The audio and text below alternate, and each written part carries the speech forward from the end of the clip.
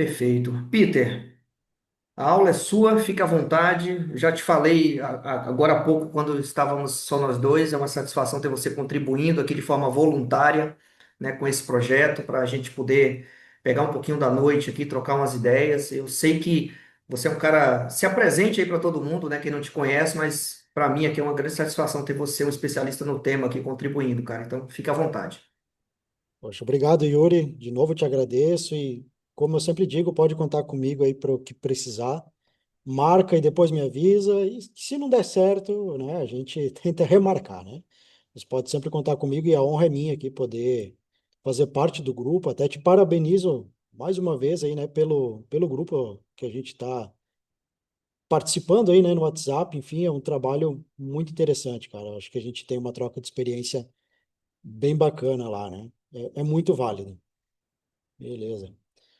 Então, pessoal, estou aqui, né? Sejam todos muito bem-vindos. Sou Peter Anderson Lopes, atuante aí na área de forense digital, né? Que foi meu berço dentro da área das investigações, né? Principalmente da parte corporativa. Depois eu fui expandindo um pouco mais a minha atuação, aí ajudando outras equipes de peritos concursados aí que se aposentaram, né? Então tem uma galera que a gente se ajuda muito aí no Brasil todo e tive essa possibilidade, né?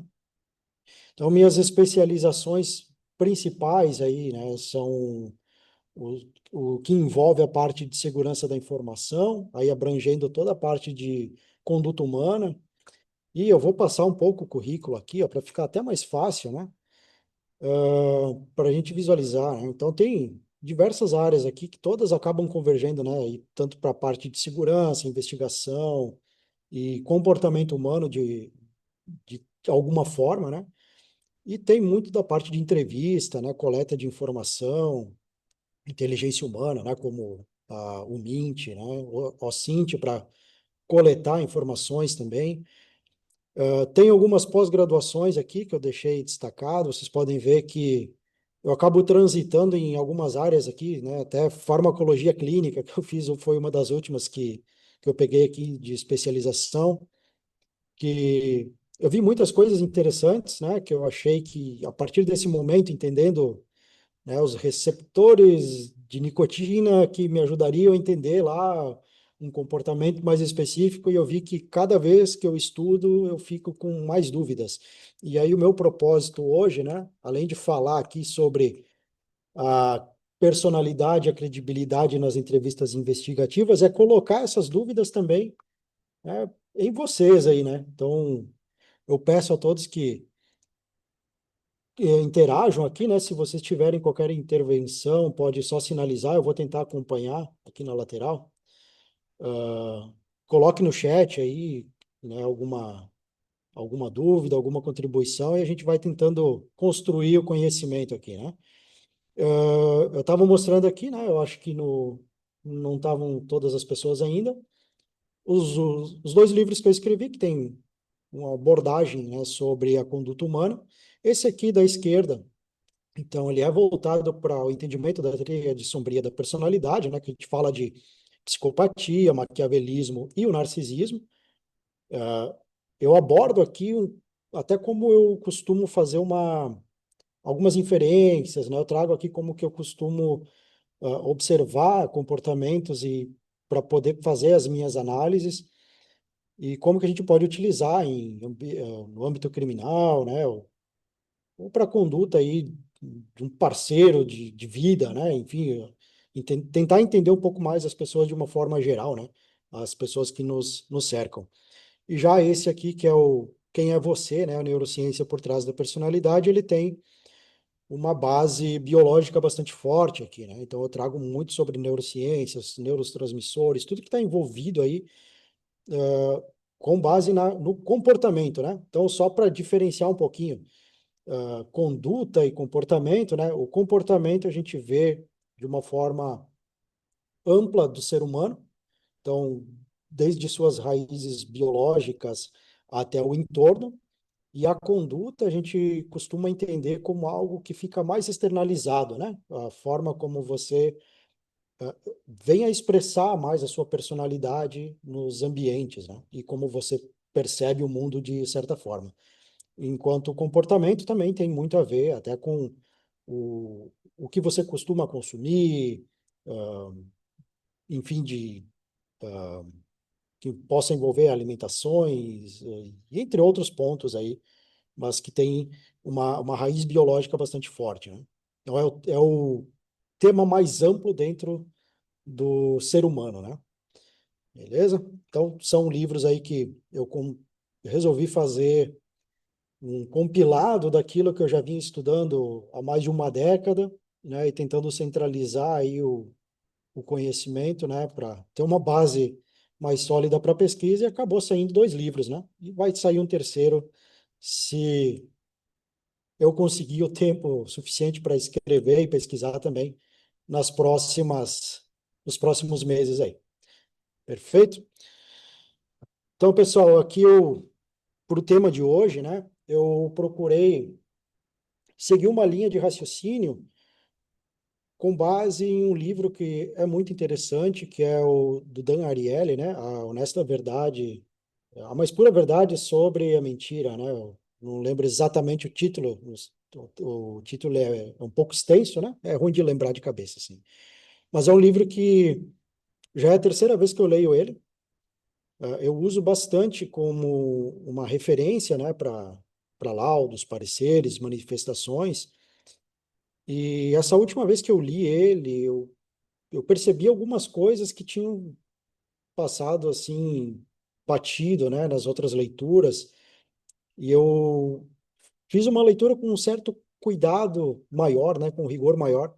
E aí eu achei um ponto bem interessante aqui, que traz a questão de uma pesquisa que eles fizeram, né, colocando lá uma pessoa para interagir, né, com um atendente.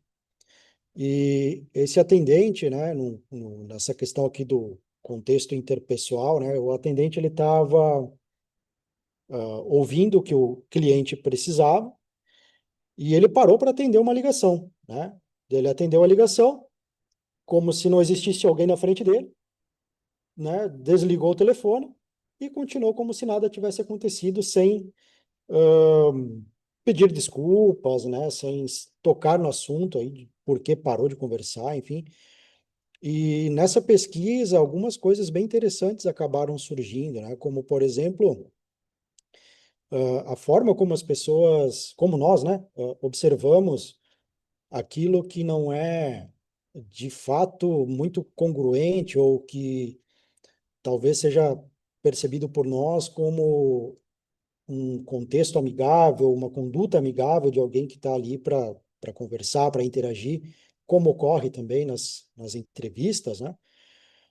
E a partir desse ponto, o indivíduo que estava lá, né, participando da pesquisa, ele entendeu, né, ou ele percebeu com aquela conduta deste atendente, né, que foi meio desleixado, né, no seu comportamento, ele percebeu que poderia trapacear, né?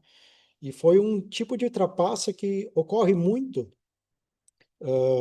nos contextos corporativos, né? Quando a gente vê, por exemplo, aqui no título do artigo, eu deixei, né, entre a injustiça percebida e desonestidade legitimada, né? Que seria aquela vingança moral, né? Então a pessoa, ela trapaceia, ela justifica a sua conduta, ela racionaliza a sua conduta desonesta, ou fraudulenta, ou enfim, um comportamento desviante qualquer, simplesmente ela justifica esse tipo de comportamento pelo fato de estar se sentindo injustiçada, né? Então, ambientes que tendem a ser um pouco tóxicos ou que eles tendem a ser até mesmo sem um monitoramento, um controle adequado, é aquele ambiente que muitas vezes as regras morais não são tão bem definidas, as questões éticas também não são bem definidas e passadas ao próximo, né? São ambientes que normalmente as pessoas que trapaceiam, que são desonestas, né? Tem aí a sua seu comportamento desviante, eles acabam buscando muita justificativa para aquilo, né? Então, a ponto de perceberem-se, né, como os, os detentores, né, de um compromisso com a moralidade, até mesmo uma moralidade alheia, né? Às vezes por defesa do grupo, ou, ou como eu deixei destacado aqui, né, um ato compensatório para restaurar o equilíbrio normativo, né? De onde não tem esse equilíbrio de fato, né? Então, esse foi um ponto bem importante, né? Que foi o eixo aí de todo o artigo, que eu até compartilhei no grupo, né? E eu posso compartilhar de novo para quem foi chegando nos últimos dias aí. Eu acho que vale a pena a leitura, e a leitura do livro também do Dan Ariely aí, que vai ser bem interessante, né? Mas aqui a gente pode observar já alguns pontos que a gente discute na análise de credibilidade e também no estudo da personalidade, né? Que tem a ver com moral, ética e os processos que são processos afetivos, as questões de racionalização, o comportamento como um todo, né? Do indivíduo, como ele foi conduzindo a vida dele, né, recebendo e formulando o seu repertório comportamental, o seu repertório linguístico, né, enfim, o repertório de condutas, né, que ele foi construindo ao longo da vida. Beleza? Então, opa. Ah, e aqui, né, de conhecimento, para que a gente possa conduzir um pouco mais a ideia, né, de tentar entender um pouquinho as condutas antiéticas, como elas se originam e perpetuam e até o ponto de que a gente possa identificá-las, né? E talvez tentar atribuir algum nível de credibilidade, seja alta ou baixa, né? E fugir um pouco daquela ideia de a pessoa mentiu ou ela fez tal coisa porque é um trapaceiro nato, né? Ou simplesmente tinha essa vontade de fazer isso, né? A gente vai tentar entender um pouquinho melhor aqui, com base também no desengajamento moral, né? Que é proposto pelo Bandura, que aqui ele destaca, por exemplo, né, que justificar as condutas, né, antiéticas por meio de mecanismos cognitivos que preservam o autoconceito positivo, né? Então, aquele desengajamento moral, ele traz a ideia, né, de que muitas vezes a pessoa ela pode ludibriar, né, vai mentir ou ter uma conduta desonesta para parecer mais positivo moralmente, né? Se a gente pegasse relações aqui, muitas vezes com cônjuges, o indivíduo pode tentar fazer esse tipo de tomar essas atitudes para parecer até mesmo mais atrativo, né, para a pessoa que está ali do lado dele. Ou às vezes ocorre esse tipo de situação em recrutamento e seleção, né? A pessoa dá aquela aumentadinha no currículo, né? Faz um ajustezinho aqui, um ajustezinho ali, para tentar parecer, né, um pouco mais positivo do que é. E isso, quando a gente não consegue perceber de fato, né, a gente acaba olhando de fora e atribuindo mais credibilidade àquela pessoa, né, ou àquele ato, né? O que pode perpetuar também em relações, né, de grupos, né? Então, e ao mesmo tempo ao contrário, né? Como eu comentei antes, você num ambiente corporativo que talvez aquele grupo como um todo não tenha as suas políticas, né, de moral, de ética, enfim, muito bem definidas e também não não representam aquilo, né? Não fazem exatamente o que estão prometendo, né? Encoraja aí esse tipo de situação, né? E a racionalização, né? Como a gente vai falar algumas vezes ainda, a racionalização, ela nada mais é do que aquele ato que a pessoa, né, vai internamente produzir, né? Aquela ação interna, né, que a pessoa tem aí no seu cérebro, né? Ela vai começar a utilizar esses recursos para justificar, né, as suas condutas. Tranquilo, pessoal? Já estou complicando ou tá tranquilo aí? Ô, Peter, deixa eu trazer um ponto aqui, aproveitando que você está falando de racionalização e de justificativa. Eu ia deixar para o final, mas já que você abriu aí a palavra, vamos trazer agora aqui.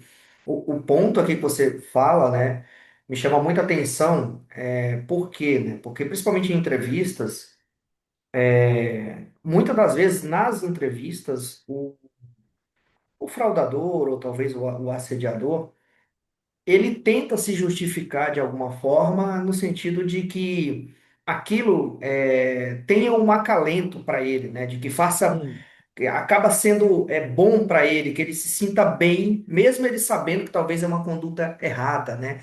Então, quando você começou a falar, eu comecei a me lembrar disso, né? Que alguns entrevistados meus, eles têm essa perspectiva de racionalizar no sentido de, cara, né? Eu preciso, talvez é, no meu cérebro, no meu raciocínio, né, trazer alguma justificativa aqui para que eu consiga viver em paz, talvez, né?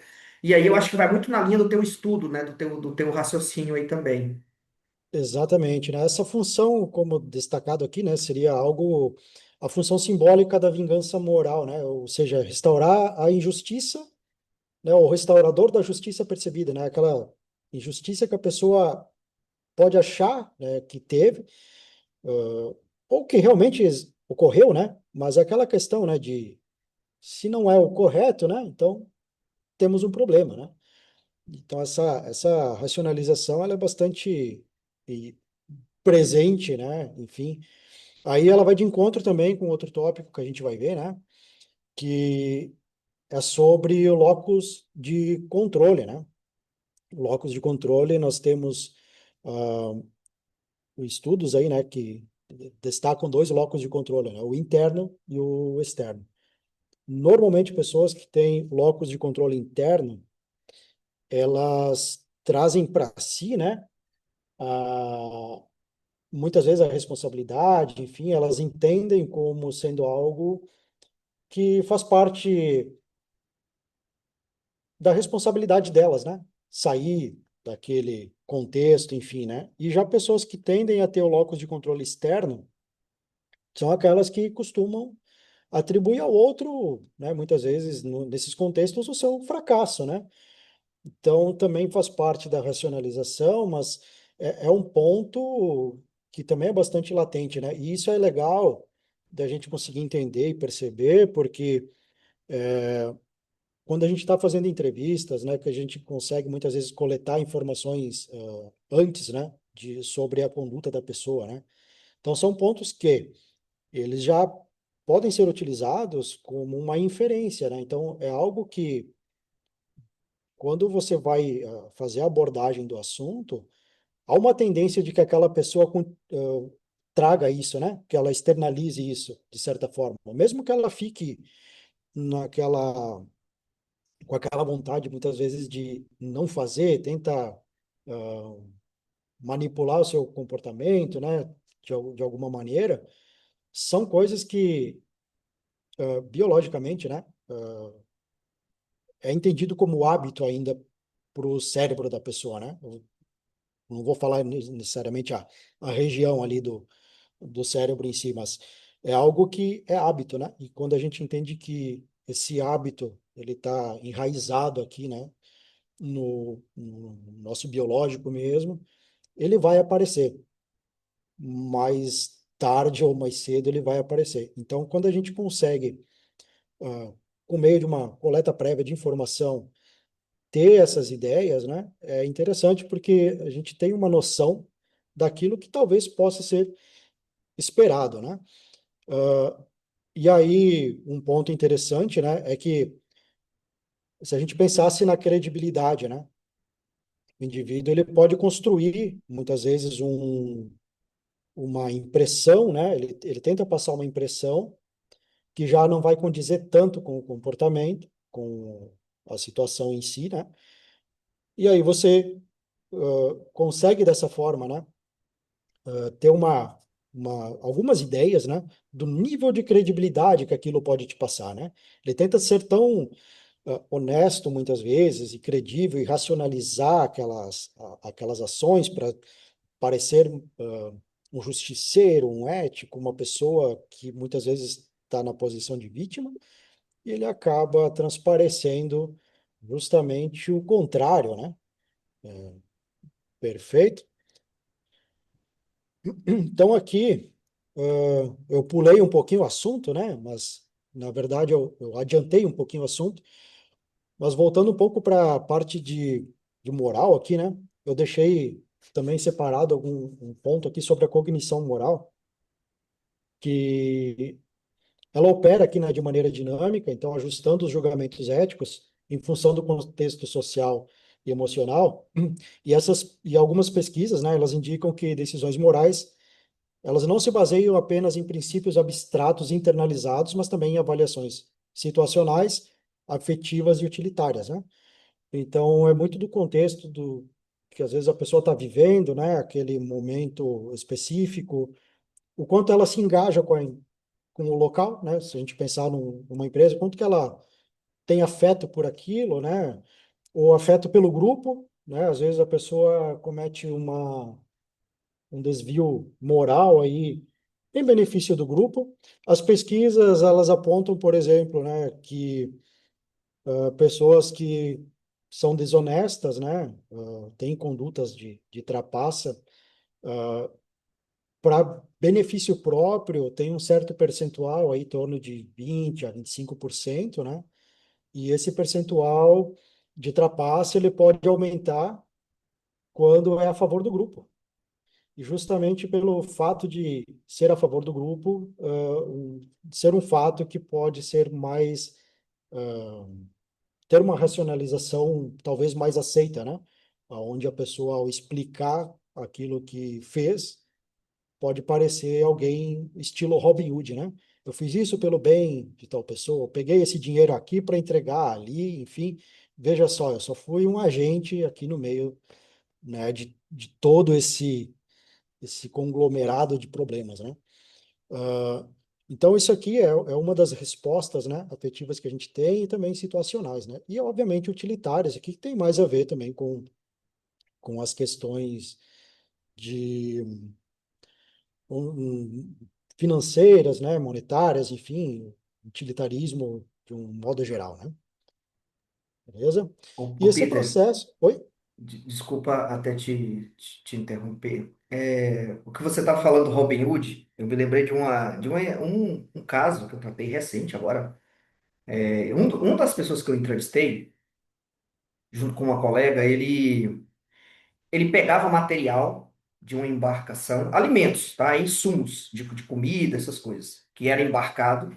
Ele pegava, né, as sobras, levava para ele, óbvio, mas tinha coisas que ele doava também. Ele doava para uma instituição lá que ele conhecia e tudo mais. Isso foi comprovado lá também que ele doava.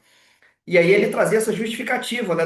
Você falou do Robin Hood, eu me lembrei disso, né? Ou seja, o cara ele justificava, tá, mas eu tô pegando, mas não é para mim, eu tô pegando para dar para os pobres, carentes. Mas é uma conduta ilegal. Você está furtando material que não é seu, cara, né? Então, na hora que você trouxe a questão do Robin Hood, me veio na cabeça na hora essa entrevista que a gente fez, cara.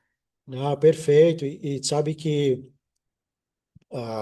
embora sejam temas diferentes, né, situações diferentes, mas coisas que acontecem, né, que a gente vê isso, né, rotineiramente. Por exemplo, hoje com todo o controle que a gente tem aí de tecnológico, né, para ajudar a identificar processos, mapear processos em geral, né, tentar medir performance de colaboradores, né, no desenvolvimento de suas tarefas, a gente vê muito essa questão ainda da trapaça a favor do grupo. Eu acho interessante porque aí é aquela questão, né? Racionaliza dizendo que não é, né? Porque, por exemplo, né, a gente tem muitas vezes questões que envolvem ali percentuais de desempenho em, sei lá, 70% te coloca num certo patamar, né? Desempenho de 80% te coloca num time de elite. E aí você né, em reuniões, você observa, né, poxa, como que se faz para chegar a esse desempenho? Seria trabalhar mais? Seria ter um conhecimento diferente, buscar mais treinamentos, enfim. E muitas das vezes se observa que existem brechas, né, no preenchimento de números que o pessoal acaba partindo mais para esse ponto, né? Como, por exemplo, eu percebi em um determinado momento uma situação, né, que o pessoal tinha lá para desenvolvimento de sistemas, uma certa quantidade de código era considerada, diariamente, né, era considerado que você era do time de elite.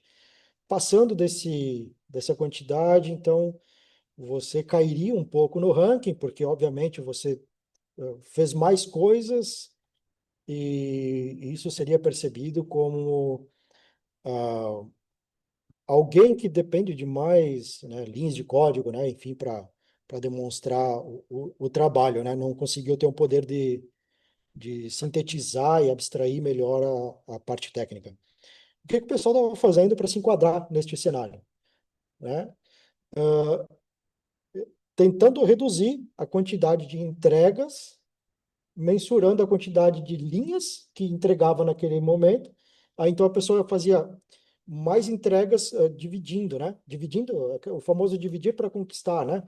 Só que a entrega final, ela dependeria de muito mais do que aquilo, né? Então, simplesmente ia, né, arrumando uma forma de fazer o pouquinho, gerando número, estando dentro da métrica, sem uma entrega de fato real, né? Sem um valor percebido, somente o número. É uma forma muito interessante, né?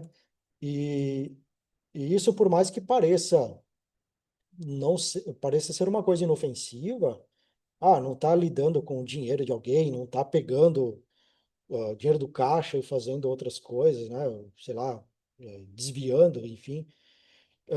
É uma conduta que acaba virando um hábito, e quando você tem um ambiente onde muitas pessoas fazem isso, e principalmente pelo bem do grupo, você acaba abrindo espaço para racionalizações, outras condutas, enfim, que é difícil de você mapear, né?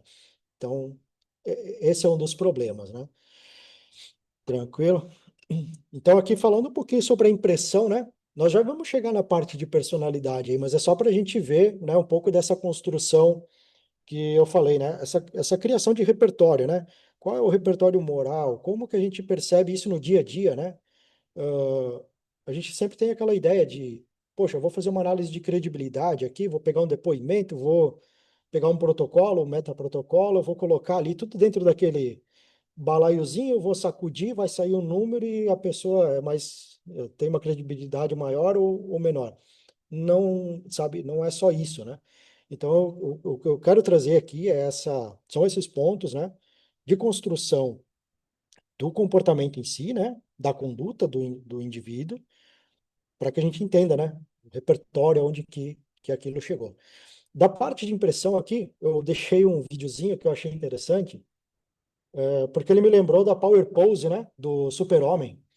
E, quando eu vi esse videozinho, eu fiquei pensando que muitas vezes quando eu vou participar de diligências, seja como nomeado, né, pelo juiz lá como perito, ou se eu estiver atuando como assistente técnico, eu fico pensando se as pessoas que vão participar, né, advogados, outros assistentes, outros técnicos, se mu- eles fazem isso, né? Se ficam lá na frente do espelho tentando parecer, né, mais poderoso, enfim, para chegar a ter um certo tom de voz, tentar impor a sua ideia, né, a sua tese, porque tem situações que são bem estranhas, né? E, e aí eu trouxe esse videozinho justo com um trecho, né, daquela provocação que eu fiz no artigo sobre os mitos, né? Então eu vou deixar o videozinho rodando aqui, né? Você já se perguntou por que o super-homem só leva um braço à frente quando ele está voando, né? Veja se tem algum vínculo com gerenciamento de impressão, né? Aquilo a mensagem que você quer passar. Vou botar aqui.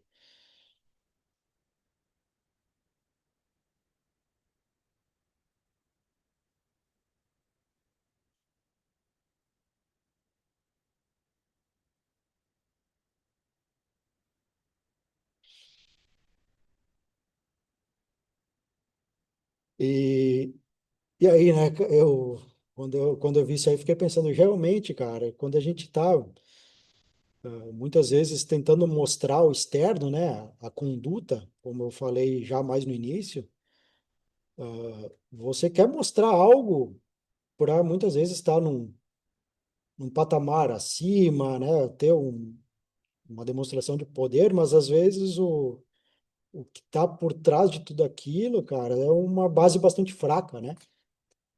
E é o mesmo com a conduta, né? E isso é interessante quando a gente fala, se a gente pegar um ambiente corporativo, né?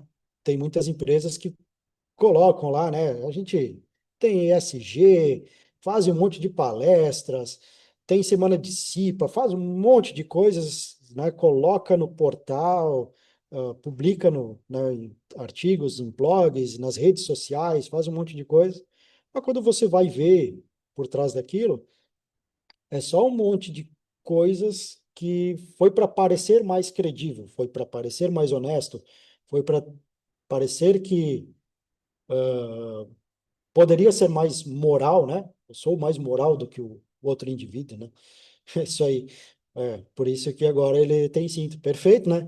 E eu até pensei, né, com essa questão aqui, se a power pose, né, quando ele coloca as mãos aqui, né, ele não tá de repente só ajeitando aqui, segurando também, né?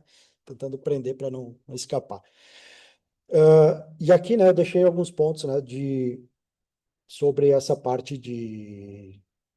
dos mitos que a gente ouve, né, sobre detecção de mentiras, sobre o, o que seria possivelmente um tópico, né, que, poxa, vou fazer uma power pose, vou ser realmente mais credível, vou ficar fazendo a mãozinha aqui, né? A gente vê vídeos e pessoas que toda hora estão aqui, né? Enfim, aí eu vou ser o detentor de toda a credibilidade, né?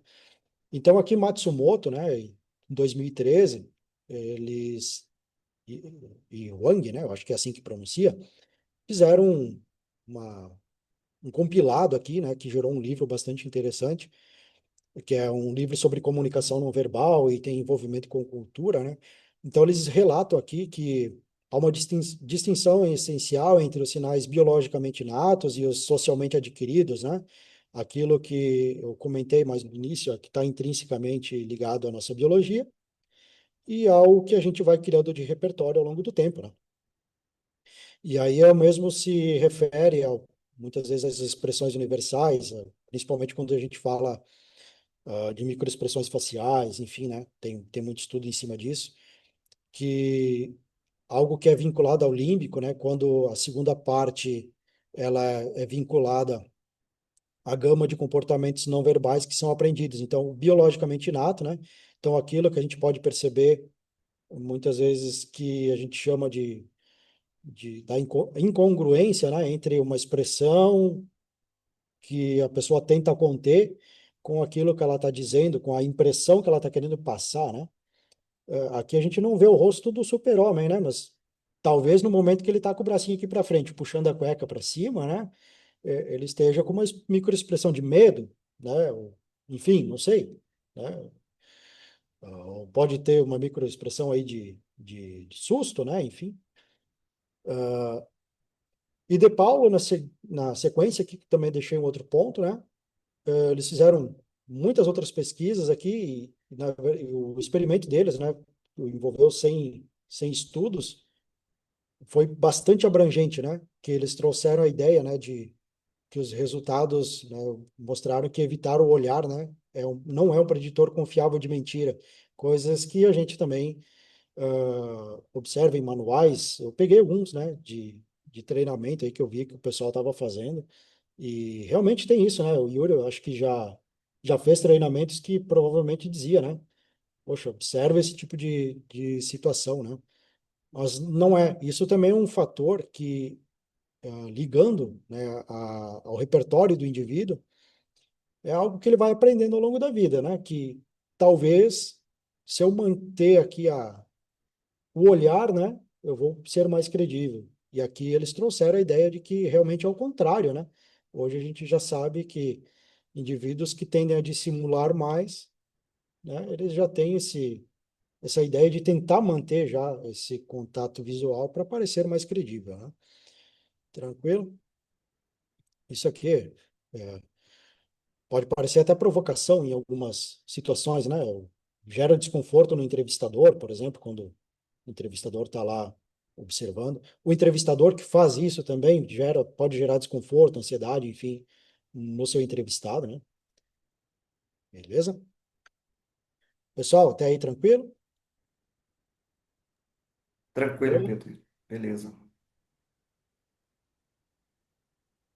O pessoal tá dando uma risada aqui, Peter, no chat, do Super-Homem puxando aí a cueca, né? A galera tá curtindo aqui. Eu nunca tinha parado para pensar nisso, tá? Foi o que a Márcia colocou aqui no chat, né? Então, é interessante como que a gente. É o que você falou, né, Peter? Aquela questão da gestão de impressão, né? A gente não Uhum. sabe o que tem por trás, né, de uma situação, né? E você trouxe esse vídeo aí bem curioso, eu achei bem legal. Tá, bacana. Aqui, então, vamos começar com a parte da personalidade, né? A personalidade, a gente entende ela como sendo, ah, eu vou dizer linha de base, né? É um termo que a gente fala muito em análise de credibilidade, em entrevistas, enfim. Para mim, a personalidade, ela seria a linha de base mais confiável, porque é algo que é do próprio ser humano, né? Não existem duas pessoas iguais. Então, qualquer tentativa de mudança num padrão, desse indivíduo, obviamente já seria algo latente aí, né, de percebido como problemático. Eu peguei uma frase aqui, né, somos todos previsivelmente diferentes, né? Isso aqui foi de um professor meu que ele ministrava ah, no mestrado dele lá, né? E eu achei bastante interessante, né? Que previsivelmente, de fato, somos todos diferentes, porém podemos fazer inferências, né? E aqui eu deixo duas perguntinhas, né? A personalidade, ela reflete na capacidade de enganar? Seria preciso conhecer a personalidade para uma melhor análise de credibilidade e detecção de engano? O que que vocês acham aí? Perguntinha que valendo nota agora.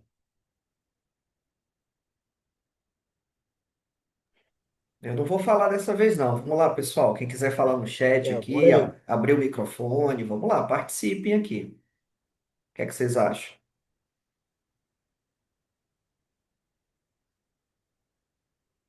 Ninguém? Um de cada vez aí, por favor, hein? Não discutam. É isso aí. Ó, o Musa apareceu aí na imagem aí. O que que você acha, Musa? Eu estou Tá. pensando aqui que sim, tem algumas personalidades que têm mais facilidade, né, vamos dizer assim, para enganar, para ser dissimulado, né, do que outras, né? Acho que faz todo sentido essa questão aí da relação entre a personalidade da pessoa e a capacidade que ela tem de enganar. Perfeito. É um vínculo importante. A gente vai ver alguns estudos aqui. Mais alguém tem algum direcionamento aí? Obrigado, pô, pela contribuição. Ó, o Vitor não, o Vinícius respondeu que sim aqui. Eu só não sei se para qual das perguntas, se para as duas. Ah, a Raquel aqui colocou sim para a primeira e não para a segunda. Ó, o Antônio está falando aqui, tá escrevendo aqui, existem muitas pessoas que são mais capazes de ter uma boa dissimulação. É. Perfeito. Bom, então vão escrevendo aí, pessoal, e eu já vou dialogando aqui. Na verdade, assim, se a gente pensar no que é personalidade, né? Personalidade, ela é dividida essencialmente, né, em duas partes: aquilo que é caráter e aquilo que é temperamento, né? O temperamento a gente entende como algo que pode ser herdável, ele é de origem biológica, é a biologia que explicaria a parte da nossa personalidade, né? E o caráter é aquilo que vai se desenvolvendo ao longo do tempo, né? Desde os seus valores morais, ali, que a gente já discutiu um pouco, né? Sobre o moral, o desengajamento moral. Então, são aqueles valores que você vai aprendendo em casa, que você vai adquirindo com os grupos, né? Enfim, os grupos hoje são essencialmente virtuais, né? Então, tem muito, uma abrangência muito maior, né? Então, a gente vai ver um pouquinho aqui sobre alguns estudos a respeito dos traços de personalidade, né? A personalidade, nós temos diversos estudos aí para tentar explicar. Os que são mais aceitos cientificamente, nós temos o modelo PEN, que é do Eysenck, que eu uso bastante para questões rápidas, quando eu preciso fazer uma observação de comportamentos, né? E, e eu preciso que isso seja feito rápido, não é algo para diagnóstico, e sim para que eu possa ter uma ideia melhor do comportamento, vou dizer da conduta da pessoa em si. Tem o modelo Big Five, que é o mais aceito mesmo, né? Na atualidade, não que o modelo PEN não seja, mas é o que é o mais utilizado, né? Ele também é bastante aceito e é o mais utilizado. Então, ele tem comprovação científica e também de forma universal, né? A gente tem estudos aí feitos em diversas culturas, então o pessoal conseguiu comprovar que, de fato, esses traços, eles são,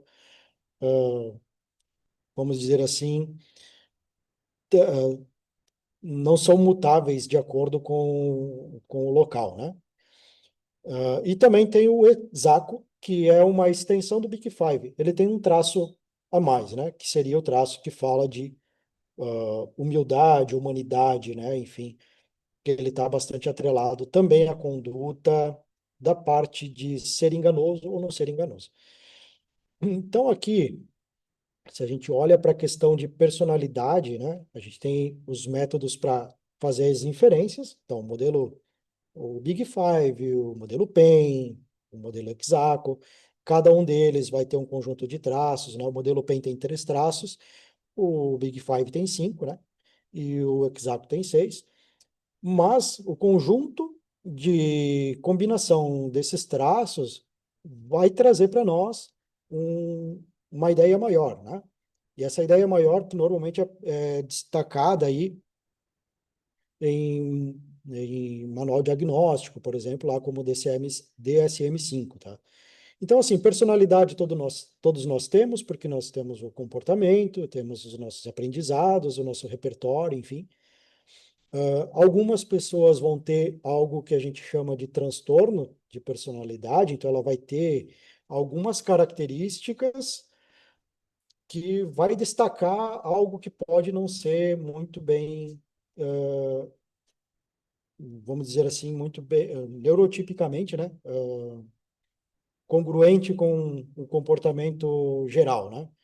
E aí ela pode ser, de fato, categorizada lá como tendo um transtorno de personalidade, ou até mesmo, em outras situações, um transtorno mental, né? Que aí envolveria outras coisas, mas tem personalidade no meio. Ah, e nós temos essas inferências, né? Esse tipo de trabalho que eu costumo fazer aqui com a análise, ou melhor dizendo, a perfilação, né? O perfilamento indireto da personalidade, ele envolve muito dos estudos dos transtornos, porém não é diagnóstico, né? Então a gente trabalha com o que a gente chamaria de uma análise, né? De uma inferência, um conhecimento de modo subclínico, tá? Então, para a gente poder observar, né? E saber o que esperar, né, de algumas pessoas. Dentro de estudos que mais têm respaldo e traz para nós aí resultados que são relacionados à parte de credibilidade, de engano, de trapaça, nós vamos encontrar a famosa tríade sombria da personalidade, que vai destacar aqui, né, o maquiavelismo, a psicopatia e o narcisismo. A psicopatia, de acordo com o manual diagnóstico, está dentro do transtorno de personalidade antissocial. Eu não vou detalhar muito esse ponto, porque a gente tem várias características lá que aí, como eu comentei, é diagnóstico, não é algo que a gente faz, né? Isso fica para psicólogo, enfim. mesmo estando dentro desse eixo, tem muitos que acreditam que psicopatia não se avalia dessa forma, tem que usar outros instrumentos, né? Como o PCLR, por exemplo, que também já não é mais válido aqui no Brasil, ele já perdeu a validade científica. Enfim, então a gente vai observar os estudos com base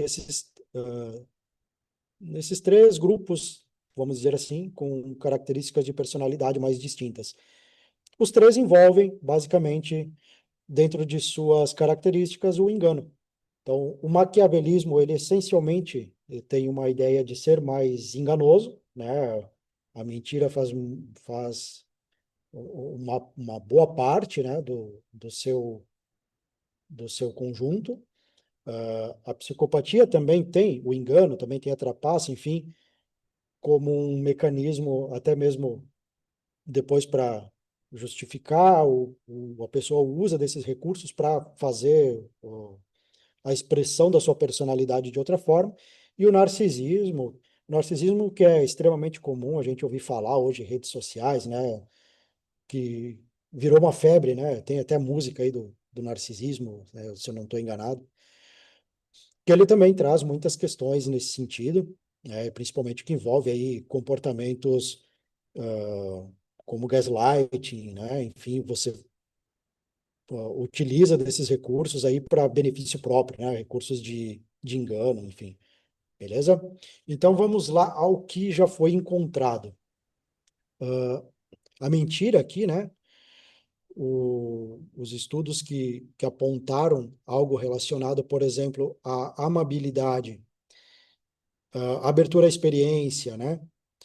Eles têm na amabilidade algo que, em tese, é mais negativo, não quer dizer que a pessoa com o traço de amabilidade, né? A amabilidade ela é dentro do Big Five, né? Então é um traço de personalidade. Cada um de nós pode ter um certo nível, enfim. Então, pessoas que tendem a ter um traço um pouco maior de amabilidade, né, elas, as pesquisas apontam que ah, a tendência, né, a ter um comportamento mais desonesto é menor, né? Já ao contrário, aqui na abertura à experiência, que a gente fala, né, dos interesses artísticos, até o colega falou aqui, né? Tem pessoas, né, que têm uma propensão maior à mentira, né? A abertura à experiência, ela é um traço de personalidade que te coloca, né, em evidência, assim, para que você busque novas sensações, né? Enfim, e obviamente, né, isso é uma faceta que também demonstra aí para nós que existe uma correlação mais positiva, né? A abertura à experiência tem muita questão do interesse artístico, que a gente fala, porque se a gente pensar um ator, né, qual é o trabalho dele? Representar. Ele não está representando ele, né? Ele está representando algo. Então ele está construindo uma história, né? E ele está tentando ter uma credibilidade naquilo que ele está passando. Ele está tentando fazer o trabalho dele bem feito, né? Que é te enganar para te entreter, né? Então, basicamente, essa é uma das correlações que a gente tem, tá? Ô, Peter, E, apro- apro- aproveitando aqui que você mudou o slide, eu ia te fazer uma pergunta aqui também, mas eu vou pegar do Musa aqui, que eu acho que ele deve estar perguntando sobre os três tipos ali, né? Sobre a motivação de cada um deles ser diferente, né? Ou todos têm a mesma motivação para enganar, né? Então, o maquiavélico, o psicopata ou o narcisista ali, eles têm motivações diferentes pela tua linha de estudo? sim, sim. Na verdade, mesmo que a pessoa não se enquadre nesses traços, né? Sejam pessoas que nós, né? A gente tem as motivações. Cada um tem a sua motivação para tudo, né? Inclusive para dissimular, né? Ah, se a minha esposa me perguntasse se ela está acima do peso e eu quisesse dormir na cama quentinha, né? Nesse inverno, eu jamais diria para ela que sim, né? Embora ela não esteja, né? Mas é só um exemplo. Então é algo, sabe, que a gente utiliza, né, desse subterfúgio aí, né? Mas Das condutas que a gente observa muito, por exemplo, de narcisismos, né? A gente ouve falar mãe narcisista, pai narcisista, né? Pessoas tóxicas em geral. Depende a motivação de uma mãe ali para ludibriar uma filha, né? Que normalmente tem esse vínculo entre ser narcisista com pessoas do mesmo gênero, né? Expressar essa vontade em cima de outra pessoa do mesmo gênero. Pode ser uma motivação financeira, muitas vezes, né, para arrecadar ali fundos, né, caso a sua filha, né, enfim, a pessoa tenha recursos. Pode ser algo voltado para enaltecer a sua própria imagem, né, porque a gente entende que são pessoas que têm traços aí que normalmente são de uma autoestima baixa, né? Então pode trazer aí mecanismos de manipulação, de engano, né, para enaltecer o seu próprio ego e assim por diante, tá? Então depende muito do contexto inserido, né? Se você colocar uma pessoa assim no ambiente corporativo, ela pode manipular para benefício próprio, para conseguir uma promoção, né? Aqui eu não coloquei isso nos slides porque não era exatamente o propósito, mas se a gente observa no ambiente corporativo, tem estudos que indicam, né, que pessoas narcisistas, que têm o traço bastante forte de narcisismo, que seria algo quase diagnosticado, né, a gente poderia perceber que são pessoas que normalmente a sua capacidade técnica não condiz com aquilo que ela alcança, né? Porque há uma tendência maior a ver essa manipulação, né? E não e obter esses recursos, né?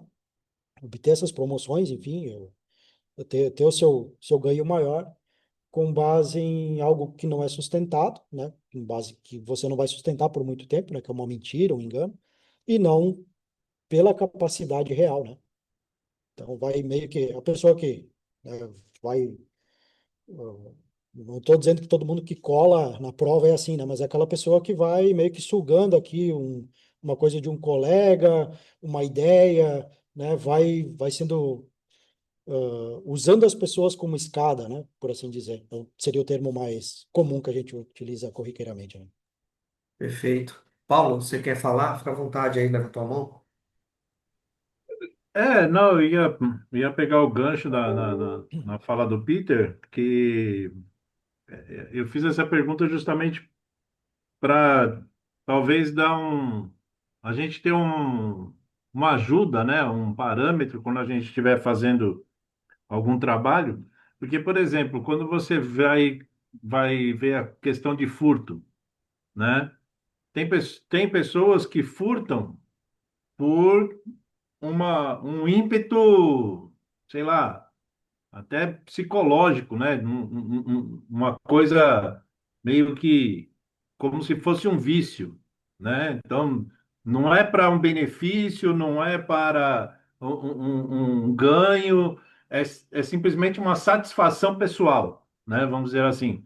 Já tem outras pessoas que furtam para ter o ganho, e tem outros que furtam só pela maldade de furtar, falar, não.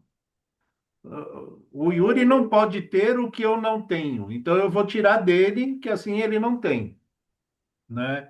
Então, nessa questão do enganar, a gente encontra esse tipo de situação também.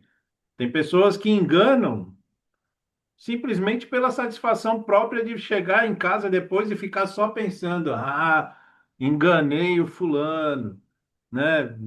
Deixei ele lá, deixei ele mal, né? Sabotei a relação dele, sei lá, né?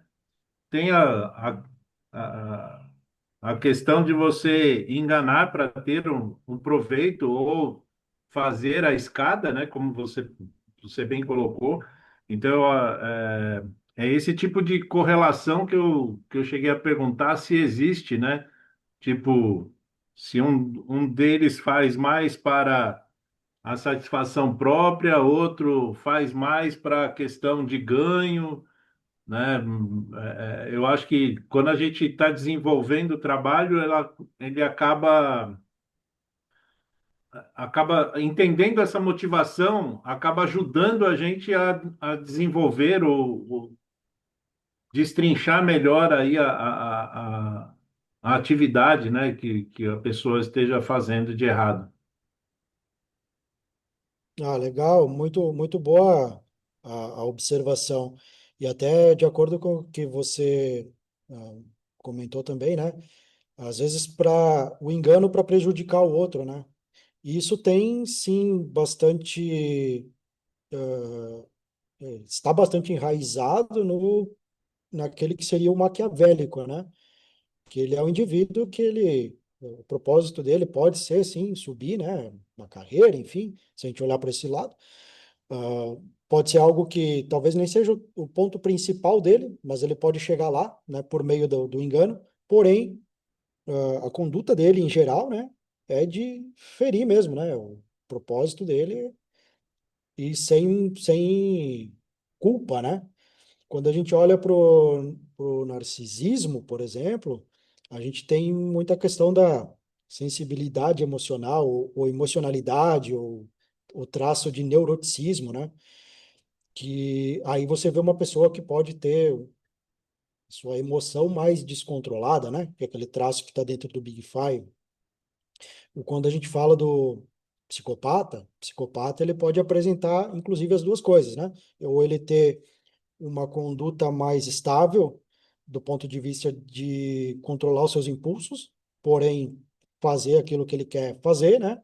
Pelo benefício próprio, sem sentir culpa, remorso, enfim, né? Ele só quer chegar lá e problema é de quem tiver na minha frente, que eu vou usar e pronto, né?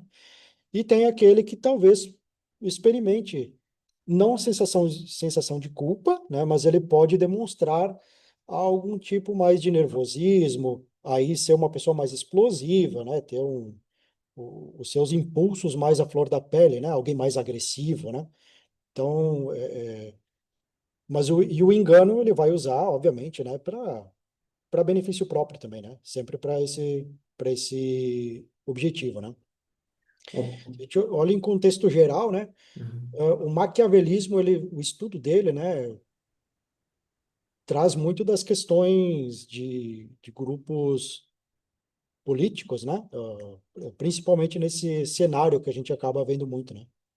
Então, o psicopatia, muito se fala de que temos muitos líderes, muitos CEOs, né, gestores, enfim, que poderiam ser diagnosticados ou poderiam ter os traços de psicopatia muito elevados, né?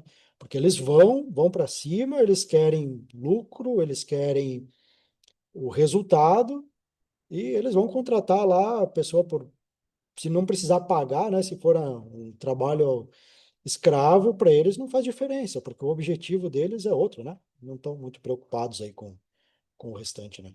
Então é um contexto muito, é algo muito amplo, né? Por isso que é importante a gente observar como que a pessoa construiu aquele repertório, né? Aí a gente pode lidar com as questões de tentar entender como que ela lida com questões morais, né? Os valores, como que ela se posiciona em algumas conversas, né? Em contextos distintos, que aí a gente vai começar a entender melhor, né? Para onde que aquele indivíduo ele pode ir. Ô, Peter, um ponto aqui que eu ia trazer é o seguinte: dessas personalidades, né? Você está falando muito aqui do maquiavélico, do psicopata e do narcisista, né? No contexto de uma entrevista, né? Que aí você tem ali, poxa, você vai passar no máximo 2, 3 horas com aquele indivíduo ali frente a frente, né? Dessas características, quais as que a gente conseguiria, no teu entendimento, observar com mais clareza durante uma entrevista? Tem isso? Dá para a gente conseguir, digamos assim, poxa, eu estou falando com esse cara aqui há 1 hora e dá para perceber que ele é narcisista. A gente conseguiria fazer isso?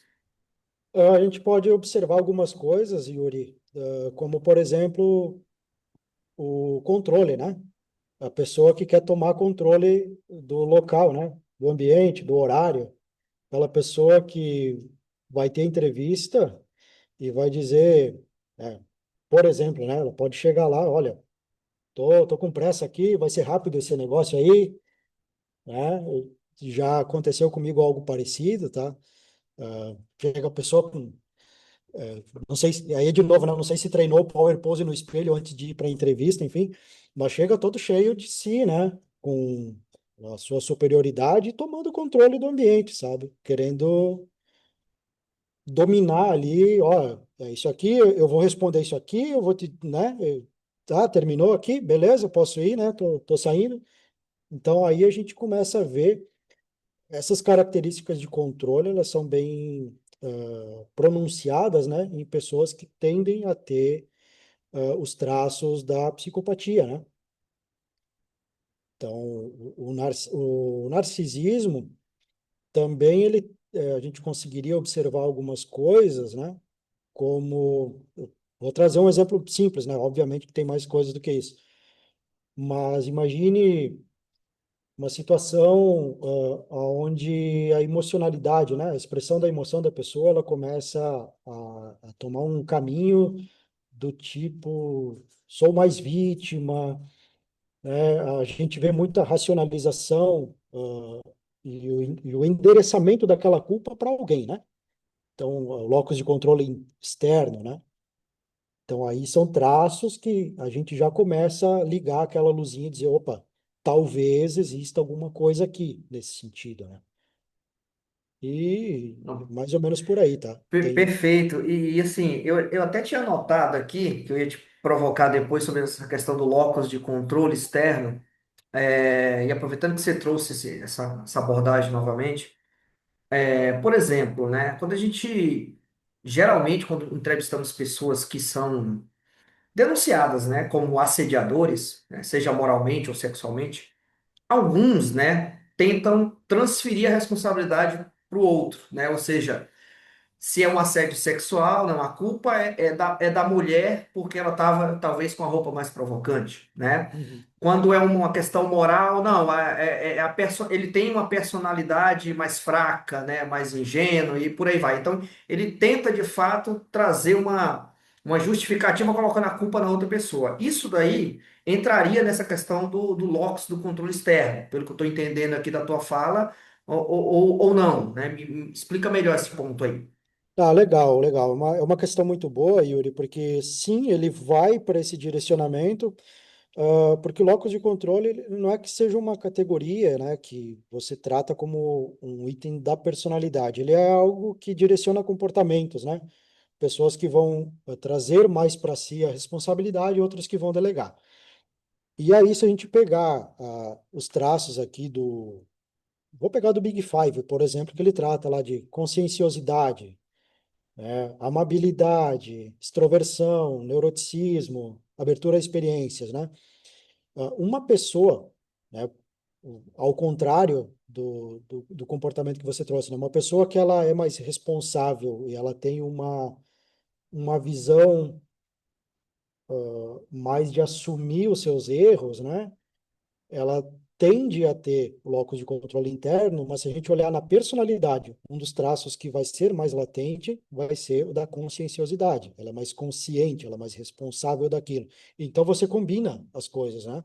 Então, se você pegar uma situação onde a pessoa vai só passando para o outro, vai transferindo para o outro, né?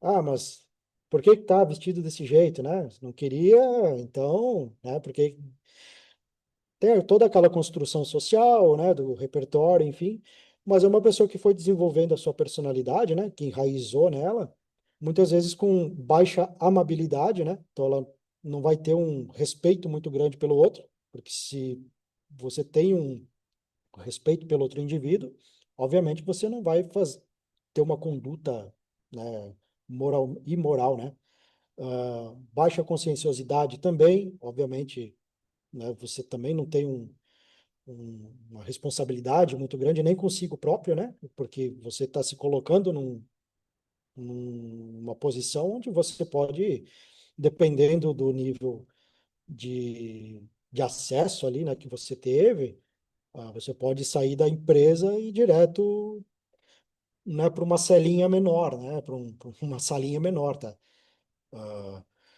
E aí, obviamente, também entra a questão, né, do locus de controle, que é algo que vai jogando, né, jogando para o outro, né? E aí vem, né, os outros pontos aí de racionalização, né, que a gente discutiu, mecanismos de fuga, né, colocar, transferir, né, para o outro tem muito disso, né, do mecanismo de fuga, enfim. Então é mais ou menos esse o caminho, tá? Beleza? Não sei se foi claro, mas tá tranquilo, Não, tá tranquilo, beleza. Não sei se tá? você ia trazer você ia falar sobre o slide anterior, alguma coisa, ou se já a gente já entrou no assunto, você passou um aí. Eu meio que fui falando e estava aqui na tela o que eu estava dizendo, Sim, tá? não, tá bom, perfeito, Tá, então, tranquilo. eu peguei aqui os tópicos, né, de neuroticismo, aqui, ser Sim, mais ansioso, né? sim. Cara, o que você tá, eu não sei o pessoal aí, né? Depois vocês, se quiserem externar aí a visão de vocês, mas assim, o que você tá trazendo, Peter, tá me dando muitos insights aqui, para quando eu for entrevistar, né? Ou seja, como é que eu consigo avaliar esse cara? Será que ele tem uma amabilidade, né? A conscienciosidade dele, né? Então, esses traços, ou principalmente o Big Five que você falou agora, é super interessante porque assim, algumas perguntas que a gente faz até em entrevista, a gente consegue extrair um pouco disso, né? Claro que a gente não vai fazer um diagnóstico psicológico da pessoa ali em 2 horas, né? Nem é o objetivo, mas isso pode ajudar muito a gente durante as entrevistas. Por exemplo, eu já estou aqui pensando quando eu for fazer uma entrevista, por exemplo, de comportamento, eu vou usar o que você está trazendo aqui para mim, cara. Isso é fato, tá? Até porque eu não sou um estudioso profundo dessa questão de personalidade, né? Até por isso Uhum. mesmo que eu leio algumas coisas pontuais, mas você é o cara aqui para trazer isso pra gente. Então, porra, tá me trazendo muitos insights isso daí, cara, que você tá falando. Ah, legal, essa é a ideia, Yuri. E eu fico feliz em poder instigar isso, né? E estou sempre disposto a contribuir também porque precisar. E porque a personalidade é aquilo que eu falei. Para mim, ela é a linha de base mais confiável, porque qualquer estudo que a gente pegar, a gente vai ver que a personalidade, ela não altera ao longo do tempo, né? A pessoa pode utilizar gerenciamento de impressão, né, para tentar se portar de tal forma para ser mais aceito num grupo.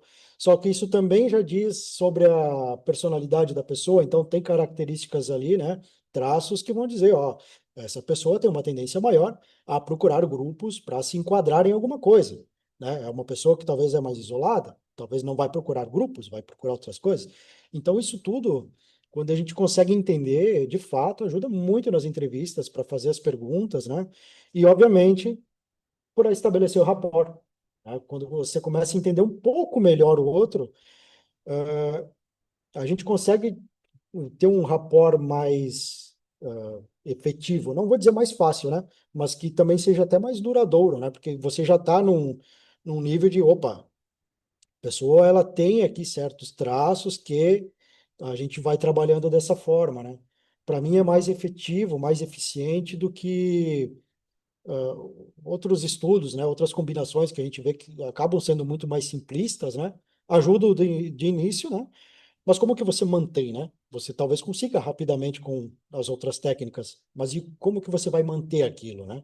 Se você pegar uma pessoa que tem uma tendência maior a ter a baixa extroversão, né? A ser mais introvertido. E você colocar ela num ambiente onde você vai ter mais distrações, ela vai ter uma sobrecarga cognitiva. Até vi que o colega ali perguntou, né? Deixa eu ver aqui. O Antônio, né? O Antônio perguntou sobre a dissonância cognitiva, já vou falar. Se colocar uma pessoa num ambiente que ele tende a ser mais estressante, você pode fazer com que a pessoa perca interesse, ela fique mais cansada, ela comece a ficar mais irritada, né? Enfim, fazer outros traços, né, da personalidade dela ficar mais latentes.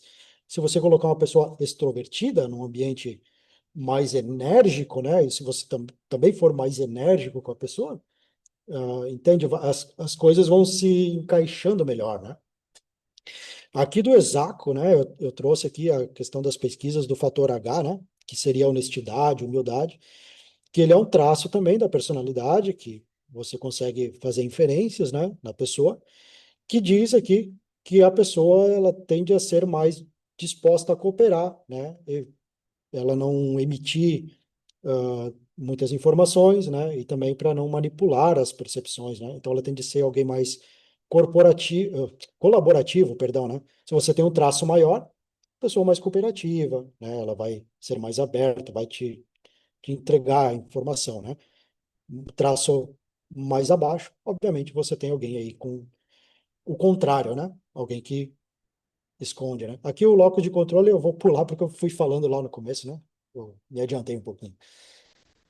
Em relação à dissonância cognitiva, ela entra naquela questão que a gente falou mais no começo sobre a questão moral, né? Então imagina a pessoa querendo,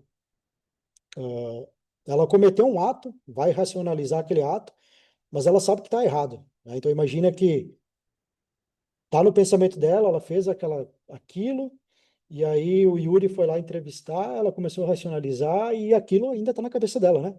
Tá errado. Mas o comportamento que ela está tentando expressar está querendo justificar que está certo. Então, essa dissonância, sim, ela ocorre, né? E aí depois a gente vem, de acordo com perguntas, né? Conforme vai construindo a entrevista, né? Você vai ter, inclusive, a sobrecarga cognitiva também, né? Em cima daquilo, e aí esses vazamentos, eles começam a aparecer, né? Então, não sei se mais foi claro, né? O Paulo perguntou aqui, perifilar ajuda a identificar a propensão a enganar ou se envolver em atos ilícitos? Sim, Paulo, sim. Justamente por esses traços aqui, né? Então, você tem, se a gente olhar as pesquisas aqui, né? Ela vai te dando essas ideias, né? Do que mais ou menos esperar comportamentalmente falando da pessoa, né? E dependendo do ambiente onde você insere aquele indivíduo, pode aumentar mais a probabilidade de cometer ato ilícito e de enganar, ou não, né? Se você pegar aquele exemplo que eu trouxe, né? Coloca uma pessoa que tem uma baixa responsabilidade, né? Uma baixa conscienciosidade, baixa amabilidade, né? Talvez uma extroversão maior, né? Um neuroticismo mais baixo ali, que ela não vai ficar tão vamos dizer assim, ansiosa, né, ou nervosa com aquelas situações, você colocar num ambiente onde você induz a pessoa, ó, eu quero que você publique esses seus códigos aqui fracionados, né, de partes em partes, para a gente conseguir chegar naquele número lá, é o ambiente onde há uma tendência maior a proliferar, né, o comportamento enganoso dessa pessoa. Então, até isso é importante também em recrutamento e seleção, né? Você conseguir fazer essas mensurações, colocar as pessoas no seu ambiente mais adequado, né? Que vai além do hard skill que a gente fala, né? Seria os soft skills aqui, né? São coisas que às vezes a gente não percebe, né? Mas faz uma diferença muito grande, né? Quando a gente está lidando com um grupo, né? Então, aqui, né, a psicologia da personalidade tem demonstrado que alguns traços aí, como a empatia, assertividade, neuroticismo, abertura à experiência e consciência interpessoal, afetam diretamente o comportamento verbal e também o não verbal, né? Então, a forma como você se mostra, pessoas que têm uma tendência a neuroticismo mais elevado, elas tendem a parecer mais ansiosas, né? Você pode observar em entrevistas, em contextos um pouco mais estressantes ali, que talvez a pessoa ela vai começar a gesticular mais, ou, ou até mesmo se proteger, né? Fazer gestos mais pacificadores, mas com as pernas mais trêmulas, uh, vê frequentemente, né? A sudorese, né? Isso eu já vi bastante em ambiente, né? Sala com ar-condicionado, né? Temperatura bonitinha, né, temperatura boa, e de repente você entra num assunto que começa, né, você olha a pessoa, tá a testa já brilhando um pouquinho, né, já tá causando desconforto, perninha tremendo, já são sinais de que algo está disparando ansiedade, né? E aí você vai cavocando a informação para ver se é algo, né, que faz sentido, que possa ser um ato de tentar reter informação, ou se você está chegando perto, né, de uma admissão de culpa, ou coisas nesse sentido, né? Então, essas pessoas, quando você consegue. previamente fazer uma perfilação ali, né? Quando você consegue perfilar, e você vai para a entrevista, você já começa a ter algumas noções melhores, assim, né? Se é alguém que de repente você só está fazendo ela ficar com ansiedade por ser uma coisa estressante, ou se aquilo combinado com outros fatores, né, que você conseguiu identificar, moral e assim por diante, pode ser algo que tenha uma origem que leve, né, para engano, para uma conduta desviante, né? Beleza? Aqui, então, né, para finalizar, né, os níveis elevados de neuroticismo, eles tendem a estar associados a manifestações de ansiedade, como eu falei, né, a desregulação emocional e comportamentos de evitação, né? E aí pode afetar adversamente a clareza e a credibilidade da comunicação. Então, a pessoa, aí a gente tem que tomar cuidado, né? A pessoa começa a ter esses estados emocionais alterados, podemos perceber que a credibilidade dela muda, né?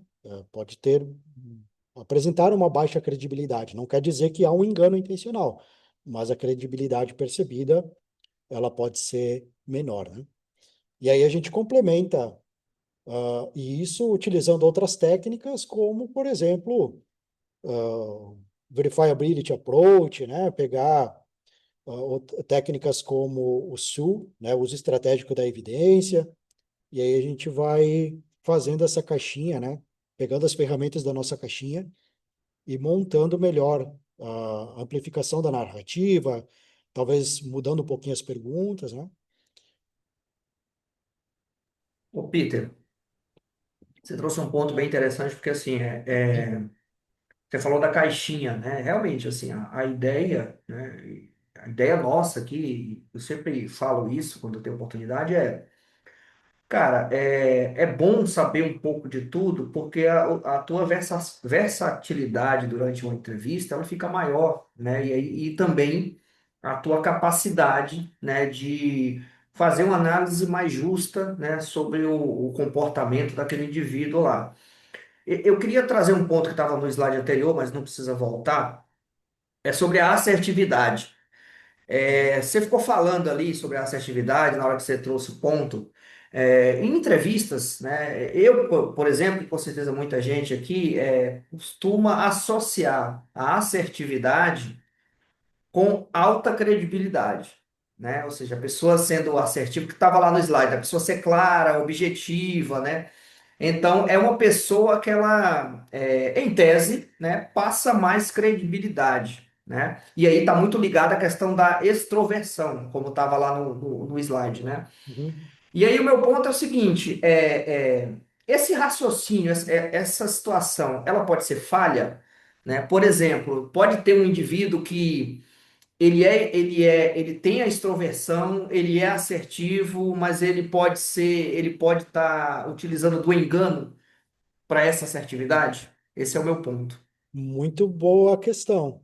E as pesquisas demonstram que a combinação de alguns fatores com um nível maior de extroversão, sim, pode predispor, né, a pessoa a ser mais, ter uma credibilidade menor, né? Essa tendência a tentar mostrar credibilidade, né, muitas vezes, ela é só uma impressão, né? Uma técnica aí de gerenciamento de impressão, alguma coisa nesse sentido. Mas as pesquisas demonstram que há uma tendência maior, né? Pessoas, né, que muito comunicativas, não pelo fato de ser comunicativo, né, mas sabe, a conversa mais dispersa, aí às vezes ganha a confiança de alguém, né, por ser alguém, uma pessoa que, né, se demonstra mais acessível, e aí, né, as coisas vão e vêm, e a tendência, né, conforme pesquisas apontam, que pode ser, sim, mais Cara, problemático, né? cara, você trouxe um ponto, né? E aí, esse eu acho um ponto super importante de atenção, né? Porque assim, eu estava em entrevista, fiz algumas dessa natureza, e com certeza muita gente aqui que tá conosco aqui também, você também, Peter, de que você está com a entrevista e você fala com a pessoa super comunicativa, extrovertida, ou seja, a pessoa fala muito, né? Foi 3 horas de entrevista, a pessoa falando, né? Quase que vocês não fez perguntas, porque a pessoa estava falando, falando, controlando a entrevista, né? E falando muito. E aí eu já fiz algumas entrevistas nesse sentido. Teve uma vez que uma pessoa que estava comigo me acompanhando, no final da entrevista, quando o entrevistado já tinha ido embora e tal, né? A pessoa veio comigo e falou assim, cara, ele colaborou bastante, né? Aí eu falei, não, ele não, a gente ficou 3 horas aqui, ele não trouxe nada relevante. Ele só Super queria legal. passar uma gestão de impressão para gente, né? E entra muito naquela questão do verifiability approach que você falou, né? Abordagem de verificabilidade, né? Por exemplo, o cara, ele passa uma sensação, né, de ser credível do que ele está falando, mas ele evita Uhum. detalhar as informações, ele evita entrar nos pormenores do assunto, mas o cara tá falando demais, assim, ele fala tanto que às vezes nem deixa você fazer uma pergunta. Então, ele passa uma impressão que ele está altamente colaborativo e credível, mas é muito ao contrário. Ele está tentando manipular você durante a entrevista, né? Pelo menos essa é o meu diagnóstico, tá, Peter? E eu queria entender aí a tua opinião como um especialista nesse tema aí, cara. O legal que você falou, porque entra naquilo que a gente estava discutindo antes, de detectar o psicopata, né? Dentro da psicopatia, a tendência é que traços maiores de extroversão apareçam, justamente pela, pela questão, né, de utilizar palavras, gestos e, né, toda essa expressão linguística e corporal para ganhar confiança, né? E aí a gente acaba observando isso, né? Uma pessoa que, poxa, muito colaborativa, na verdade, tomou controle da entrevista. Ela controlou o ambiente, né? Levou até onde precisava levar sem entregar nada. Então, isso é um dos pontos que às vezes aparecem, né? Muito, muito interessante. Beleza? O outro pontinho que eu pulei aqui, porque eu também já falei, né? Então, aqui sobre a entrevista investigativa, né? Ah, então, a gente, como foi discutindo aqui, né? Os traços de personalidade, eles são muito importantes da gente conseguir entendê-los e fazer as inferências, porque é como até comentei antes, né? Construção de rapport, manter o rapport, inclusive, e aí, né, não cair, às vezes, nessas armadilhas, né, para a gente entender o que aquela pessoa realmente está fazendo ali, né? Que nem esse exemplo que você trouxe, né, Yuri? Pô, tá falando um monte, né? Pô, se o cara tá falando um monte e ele não tá aqui ministrando uma palestra, tem alguma coisa estranha, né? Óbvio que a gente espera que o entrevistado fale mais, né? Mas tem que ser coerente com aquilo que a gente pergunta, né? E a tendência do extrovertido é, inclusive, ter a conversa dispersa a ponto de que você tem que ficar toda hora puxando ele de volta pro assunto, porque senão, cara, ele vai desaparecer ali, né? Você vai perguntar sobre A, quando vê ele tá lá no Z, daí ele volta pro X e vai o alfabeto inteiro e não respondeu nada, né? Mais ou menos Exa esse caminho. exatamente, cara. E desculpa te interromper aqui, você falou, me lembrou uma coisa agora super interessante, né? Foi uma entrevista que eu não conduzi, né? Mas era uma pessoa da minha equipe que estava conduzindo aqui a entrevista.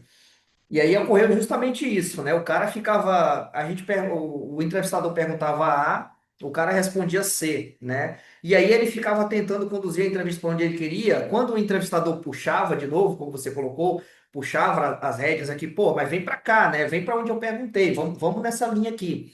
O cara, ele se vitimizou depois da entrevista, né? No sentido de, olha, alegou que o entrevistador estava querendo conduzir a entrevista e colocar palavras na boca dele, ou seja, ele inverteu ali toda a questão, né? Tanto que, Uhum. como eu sou consultor, né? Depois o cliente até veio falar com a gente nesse sentido, poxa, o sujeito lá veio chorando aqui para mim, dizendo que, reclamando da entrevista, né? Então, é uma pessoa tão manipuladora, né, que ele se vitimizou e ainda foi reclamar do processo, né? Com certeza muitos de vocês aqui já encontraram pessoas com esse tipo de característica, né?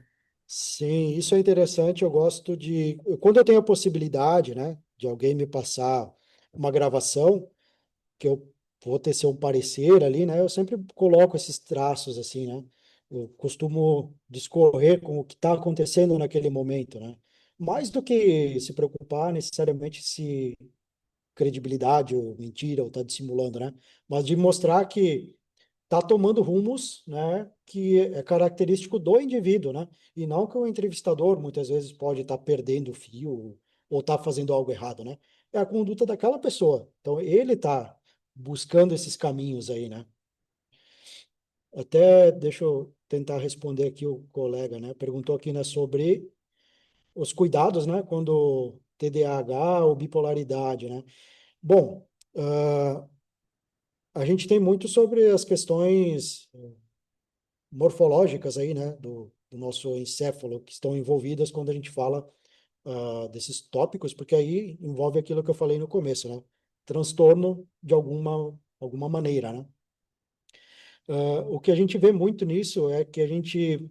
Aí eu vou falar né, com base na especialização em neurociência, as questões dopaminérgicas que são envolvidas, né? Então a gente tem que olhar. Isso está no livro branco aqui. Tá? Então, eu vou fazer propaganda aqui direito, né? Essa tendência, né, que a gente observa é que há uma volatilidade maior, né, principalmente na atenção, muitas vezes, né, ou pode ocorrer um desinteresse, né, e um hiperfoco em outro local, né, no caso do TDAH, né. Então ele pode perder o interesse se você não estabelecer uma conexão adequada e ele meteu um hiperfoco aí em outro ponto. E é dele, né, não há discriminação nem nada, é algo que pode acontecer. E aí a gente tem que tomar alguns cuidados, o que poderia ajudar, né? Óbvio que vai ter muito mais outras coisas envolvidas, né, nesse sentido. O que mais a gente vai oferecer para a pessoa, por exemplo, numa sala de entrevista, você pode oferecer um cafezinho, né? Mas será que o café, né, para determinada situação, ele é útil ou não? Será que você não hiperestimula lá, né, uma dopamina, alguma coisa que para quem tem que evitar esse tipo de consumo pode ser problemático, né? Açúcares, né? Ele vai agir rapidamente, né? Na pessoa. Então, coisas nesse sentido, sabe? Muito. A configuração do ambiente da entrevista também pode ajudar, né? Se vai ter muita distração para a pessoa ou não, né? É um tema bastante complexo que a gente poderia fazer aqui uma live para cada um, tá? Para a gente pegar um monte de características aí para ajudar. Mas eu olharia para esses super estímulos, né? Aquilo que geraria muito estímulo, tá? Para tomar cuidado para não dispersar, né? Extrovertidos têm a tendência, né? A uma necessidade de ativação cerebral, né? Que a gente chama. Que aí seriam questões de hiperestímulo também, né? Então, cafeínas de todos os tipos, há uma tendência maior ao consumo de álcool, né, e entre outras coisas, né? E aí, quando a gente fala de transtorno, também a gente tem que tentar entender se há medicação, o que está envolvido, né? Noite de sono, tudo isso é muito importante. Por isso que eu fui fazer, mostrei para vocês na minha mini bio ali, né? Fui fazer outras especializações, estudar outras coisas, né? Para entender mais aprofundado outros tópicos aí, né? Tranquilo? Eu sei que eu não respondi, talvez, com toda a profundidade, mas o que eu poderia ajudar neste momento, eu acho que é isso aí. Não sei se ficou claro, se ajuda já, né? Beleza? Aqui eu já posso pular também, né? Deixa eu ver que hora que é, porque eu também não vou segurar vocês até meia-noite, né? Do modelo PEN, então, a gente foi discutindo um pouco aqui, né, sobre introvertido, extrovertido, então eu vou trazer as características de acordo com o modelo PEN, que é o modelo mais enxuto, né? A gente tem 3 traços aqui, que é extroversão, neuroticismo e psicoticismo. Do modelo PEN, então, desenvolvido pelo Isaac aí, já é o modelo que tem a raiz biológica mais bem aceita, foi o primeiro com raiz biológica mais bem aceita. Depois veio o Big Five, que ele foi um modelo léxico, ele é um modelo léxico, né? Mas já começaram a procurar algumas características biológicas, então ele está também chegando no mesmo patamar aí. Se a gente pegar de extroversão, né, introversão, aí temos os indicadores comportamentais que a gente pode observar para ver, né, o que poderia estar acontecendo, né?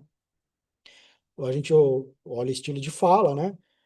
Na extroversão é algo mais fluente, um alto volume, até uma variação de volume a gente pode encontrar, né? Pessoas que vão falar muito mais alto, né? É alguém que ocupa mais espaço, né? É mais expansivo, né? O ritmo rápido, né? Diferente não, do que eu estou fazendo aqui, né? Porque eu estou correndo contra o tempo, mas o ritmo normalmente mais rápido é uma pessoa mais acelerada, né? Lembrando daquilo que eu falei, hiperestímulos, né? Dopamina, correndo, né? Então é muito disso, sabe? Na introversão, né, há uma tendência a isso diminuir. Resposta a estímulos, né? Então, estímulos intensos, músicas, luzes, atividades sociais, né? E entre outras características. Isso aqui eu falei no começo, né?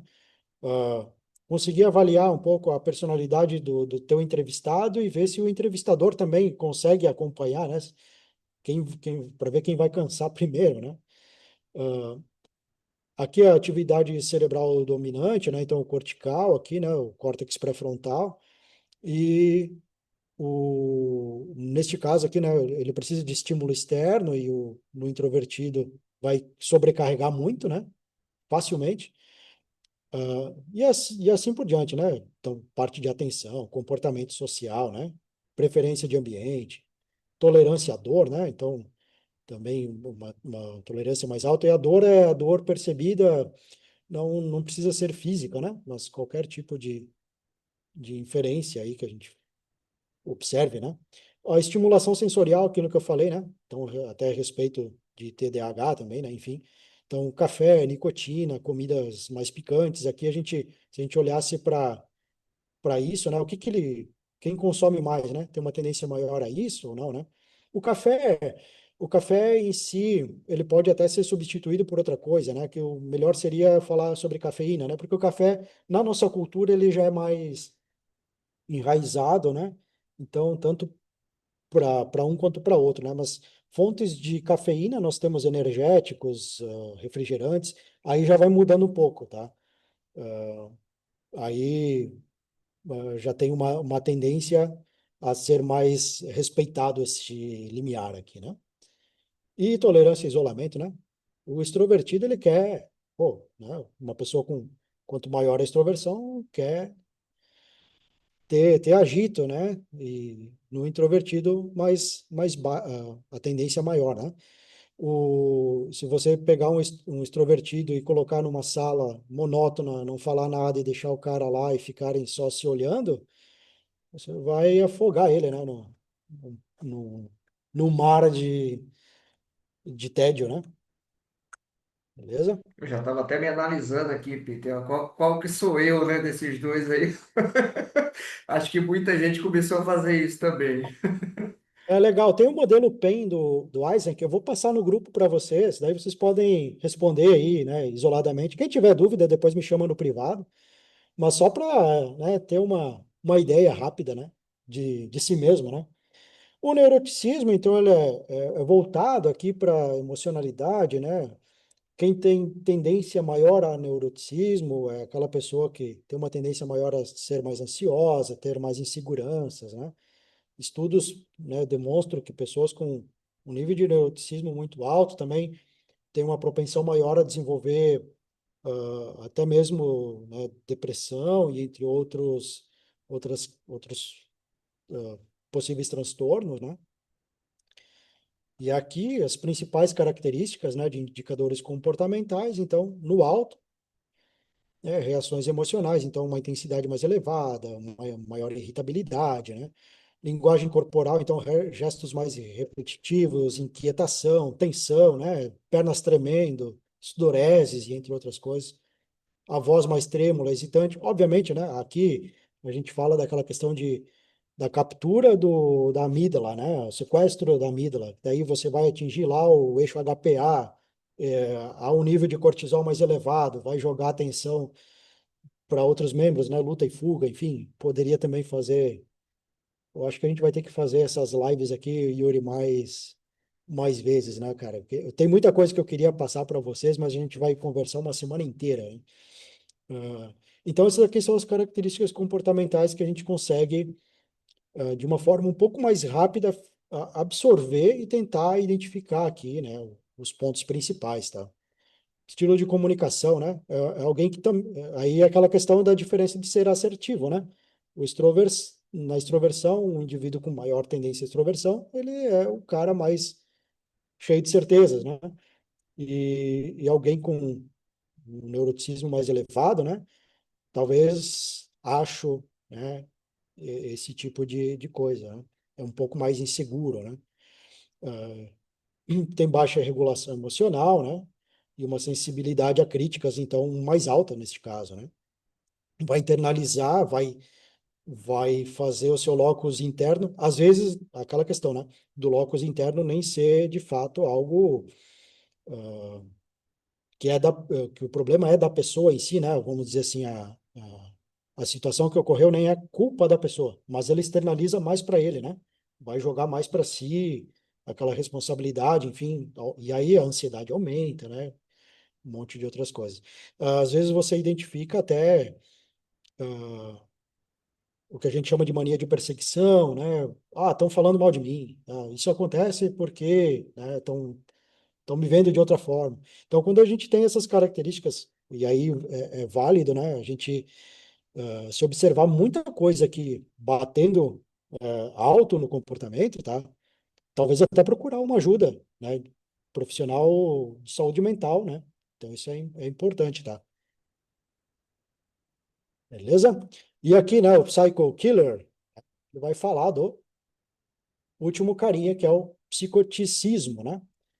Que em níveis mais altos, né? A gente vai ver uma expressividade emocional mais baixa, né? Um autocontrole emocional, né? Uma necessidade de controle e postura mais rígida, pouca empatia, né? Então, a culpa, eu não sinto culpa, né? Enfim, quando a gente olha para o psicopata, né? O psicopata normalmente tem autopsicoticismo, uma extroversão mais alta, e aí o que varia nele, né? Para colocar num grau 1, grau 2 ali, que a gente chama o psicopata primário ou secundário, é se ele vai ter mais ansiedade ou menos ansiedade, né? Uma explosão maior, uma impulsividade maior ou não, né? Mas aqui, resposta emocional, por exemplo, frieza, né? Pouca culpa ou nenhuma, né? Não sente remorso. Contato visual, isso aqui é bastante interessante, né? Mais intenso, mais fixo, talvez intimidador. Aquele olhar que você observa a pessoa, que ela pode estar olhando, mas não está vendo nada, né? Aquela visão distante, assim, conversa, expressão praticamente neutra, né? Porque não, alguém com controle maior, né? Comportamento social, uma tendência maior à manipulação, né? Mais dominante. Moralidade, então, desvinculada completamente, né? Das convencionais, então, desengajamento moral completo, né? E relação com a violência, então, possível prazer ou frieza na execução, né? Daí pode ter comportamentos sádicos, né? Um nível de psicoticismo mais alto, desvinculado de culpa ou remorso, pode fazer a pessoa tomar atos, né? Fazer ações, simplesmente por ter uma satisfação com aquilo, né? E estilo de discurso, então, mais objetivo, direto, pouco emocional, né? Então, você observa, muitas vezes no relato, distanciamentos psicológicos, né? Pouco uso de eu, né? Nós. Alguém que está ali, só fala, perguntou, te respondi, estou distante, né? A distância aqui, ela é bastante evidente, né? E o indicador de comportamento não verbal, então, um controle corporal excessivo, né? Ela pode ser uma pessoa bem mais estática, né? Ausência de sinais emocionais espontâneos, talvez poucas expressões faciais ali que seriam mais latentes, né? De talvez medo, surpresa, né? Porque, enfim, nada me surpreende e eu não temo a nada, né? Então você vai, não quer dizer que não veja, né? Mas há uma tendência a ter bem menos disso, né? Tranquilo? Todos nós temos esses três traços, cada um numa medida, tá? Então aqui um pouco, né, do engano, tríade sombria, que a gente já foi falando, né? Evasão linguística, que eu falei antes, né? A gente pode encontrar mais aí dentro, principalmente desses três traços aqui, né? maquiavelismo, narcisismo, psicopatia, então, despersonalização discursiva, né? Aqui, estudos do Pennebaker, que são interessantes, né? O Pennebaker, né? Ele tem o LIWC aqui, né? O Linguistic Inquiry and Word Count. É pago, você pode baixar e fazer análise linguística, né? Você joga um conjunto de palavras lá, um texto, enfim, e ele te traz as características da personalidade do indivíduo. Então, ele também traz muito dessa questão, né? Ah, tanto da evasão quanto das autorreferências eliminadas, né, da pessoa não engajar muito com aquilo, né, estilos verbais, enfim, né, aqui eu até coloquei, né, utilizar o Verifiability Approach para já observar, né, quais fatores que são verificáveis ou não com aquilo, de acordo com aquilo que a pessoa está trazendo, e a gente conseguir ter uma mensuração maior, né, da credibilidade ou não, né? Tranquilo? Então, indivíduos com alta conscienciosidade e agradabilidade, aquilo que eu falei antes, demonstram menor propensão ao engano, com maior congruência comunicativa, inclusive. Quer dizer que nunca vão enganar? Não, mas eles demonstram menor, porque uma alta conscienciosidade, a gente lembra, né? Mais respeito, mais consciência daquilo que está acontecendo, ser mais agradável, mais uma amabilidade, que a gente chama, né? É a questão da empatia com o outro, né? Então, isso tende a trazer a pessoa para os dilemas morais, ele ser mais alinhado, né, e não cometer atos delituosos.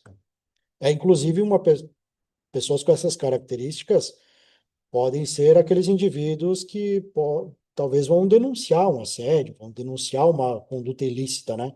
Então, dependendo do cenário que você consegue inserir essas pessoas, talvez elas não vão ter o desengajamento moral de uma equipe disfuncional, mas vai ser alguém que vai observar e talvez vai chamar e vai dizer, olha, percebi coisas estranhas aqui, né? Vamos agir. Beleza? E aí, de construção, né, de uso de entrevista, eu gosto sempre de trazer o Orbit. Não vou detalhar ele porque Kerber fez isso brilhantemente, né, aí na primeira palestra, né? Mas o Orbit é o caminho, né, que te traz aí bons frutos, né, para a gente construir rapport, enfim, ele tem uma estrutura bacana para isso, né?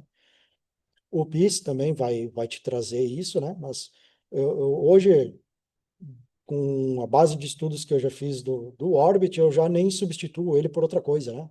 Basicamente, a gente consegue lidar muito bem com ele. A menos que, claro, né, a empresa que te contrata, enfim, tem uma exigência muito grande de que você siga determinada estrutura, enfim, né?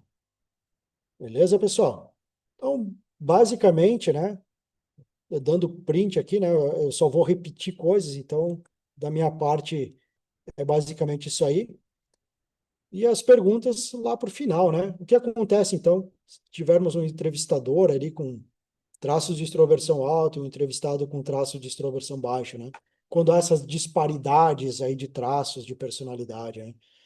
Então, é aquilo que a gente veio falando, né? Talvez quebre o rapport, talvez não mantenha ele por muito tempo, né? E entre outros tópicos aí. Beleza, pessoal? E agora sim, né? Finalizamos. Ô, Peter, muito conteúdo, cara. Depois eu nem pedi dos demais professores, mas vou pedir até esse material, né, os slides aí, o PPT, para, se possível, né, compartilhar também, porque tem muito conteúdo aí que você trouxe, acho que fica aí de um dever de casa também para o pessoal, né? Queria fechar aqui, até em razão do horário, que já está bem estendido aqui nós.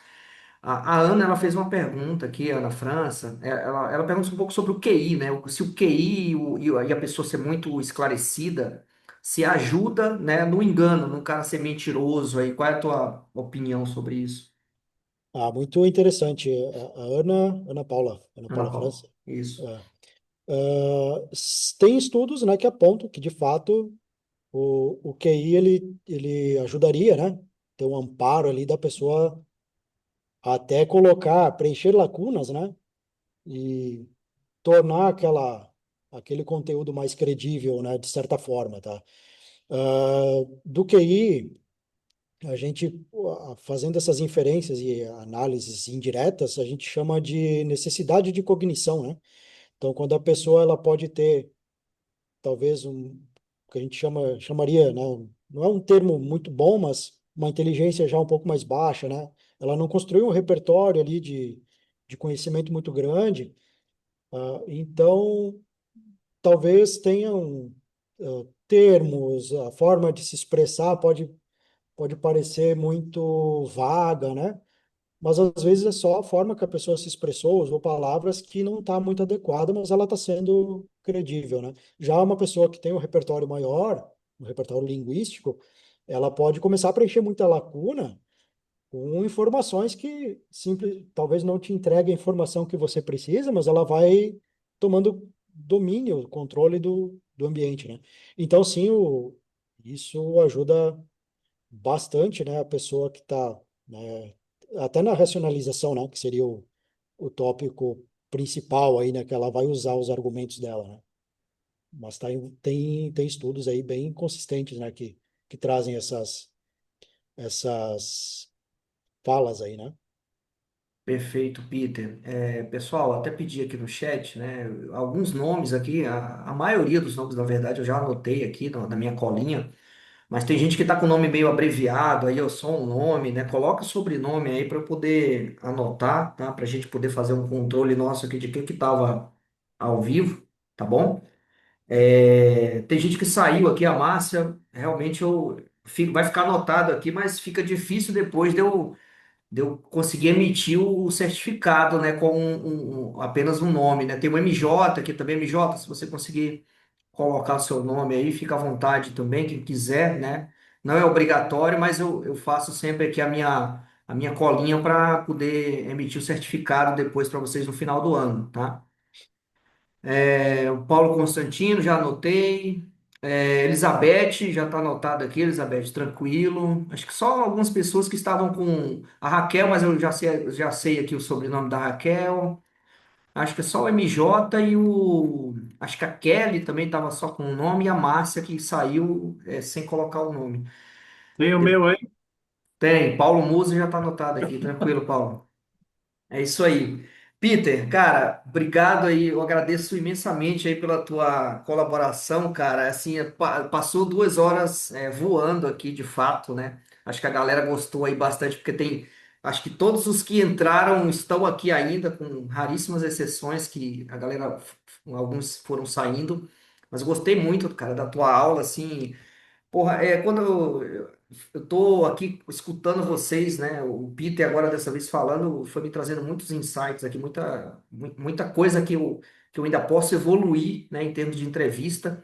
E acho que essa aula aqui vai ficar registrada como uma das melhores que tem aqui no canal, né? Claro que todas são boas, mas sempre a gente tem algumas daquelas preferidas, né? E a do Peter aqui, com certeza, ótima aula, tá? Peter, fica à vontade aí para dar o seu alô final, cara, para a gente fechar aqui. E sei que você tá aí com o nenê recém-nascido aí, tá fazendo essa contribuição aqui para a gente, mas eu sei que você tá também pegado aí com a nenenzinha. Bom, Yuri, eu só tenho a agradecer o convite, te parabenizar pela milésima vez aí pelo projeto, cara, tá muito bacana. E fico muito feliz aí pelas palavras gentis aí de suas e de todos os colegas também. Espero que tenha contribuído de fato, né, que vocês possam utilizar alguma coisa. Quem tiver qualquer dúvida, eu sei que personalidade, comportamento às vezes pode ser algo que a gente não gosta de discutir em grupo, então fique bem à vontade para me chamar no privado ali se precisar, né? Vou ter o maior prazer em responder, em auxiliar no que precisar. E podem contar comigo sempre, tá? Acompanhe o projeto aí do Yuri, né? Permaneço no grupo lá. Na sequência, eu vou disponibilizar os slides aí para que vocês possam manter aí como objeto de estudo também. Tá saindo um artigo, tá? Eu não vou conseguir entregar nas próximas 2 semanas, mas até o final de julho vai estar o artigo lá sobre esse tema aqui. Então tem coisa boa vinda. E de novo, tá? Muito obrigado a todos. E eu espero que a gente possa se encontrar numa próxima aí. E olha só, vamos estudar aqui, né?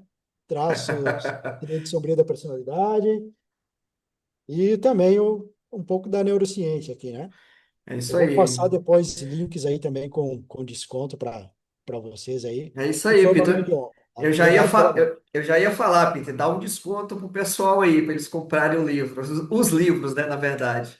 Legal. Não, Pessoal, obrigado. Eu vou encerrar aqui a gravação, tá?